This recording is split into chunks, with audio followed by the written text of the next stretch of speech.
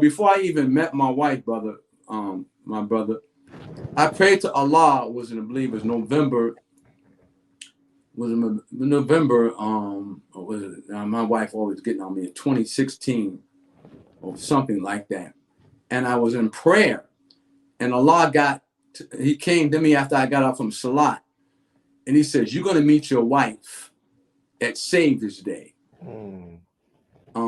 that following year, and she's gonna have you're gonna meet her in the vending area, and we're going to Detroit, and she's gonna have a brown MGTM uniform on." Wow. So as we got closer to Savior's Day, we're moving towards that, and I mean, Allah spoke with me that you're gonna meet your wife, because I asked Allah during my prayers for that, that period of time. Allah, I pray it's time that I prepare myself, for be worthy of a Muslim wife, an MGT. And if you're by your permission of Allah, I pray that Allah, this is going to be soon. So as we get towards Savior's Day, they had a program here up in Rochester. Brother Ishmael, the national assistant of the Honorable Farrakhan, came to Rochester on the invitation of our beloved Brother Jason Muhammad. So when she came, Brother Ishmael came up here, Brother Jason's wife, Sister Kadara, she's like the MGT matchmaker. She's been hooking up from successful Muslim couples together, matching up MGT with FOI. But that's just her kindness of her heart. She understands who the brother is and the sister. And she said, "I got a sister you want to meet." So she does the introduction. That's all she does.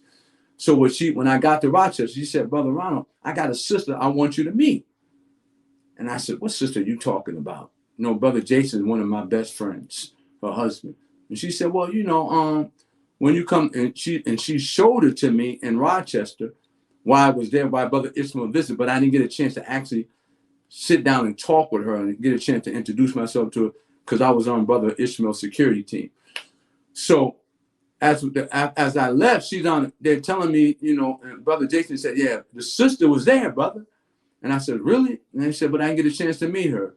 She said, "So, I couldn't get back to Rochester. It might have been January, excuse me. It was in January of that year. But you're going to be able to meet her at Savior's Day."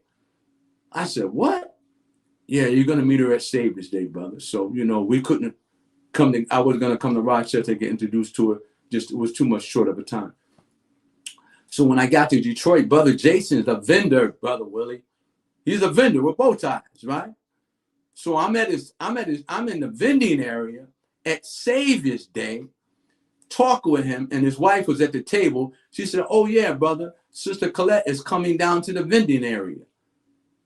The sister that you want to be introduced to, we're going to introduce you. She's on her way down to the vending area, brother." And on that particular day, brother, she comes walking down towards the table about 30 minutes later with a brown MGT uniform on. Can you hear me, Brother Willie? I can hear you. Yeah. Brother, this is Allah's vision manifesting right before my very eyes. Right before your eyes, man. So she's walking towards the vending area with a brown MGT uniform on. And that's how we initially, got a chance to introduce each other. Wow. To me. So Allah's hand was on this the whole time. I couldn't meet her in Rochester because of the situation with Brother Ishmael. Things were busy. Then I couldn't get back to Rochester enough time just before Savior's Day. Savior's Day was like 3 weeks later. Wow, think about that.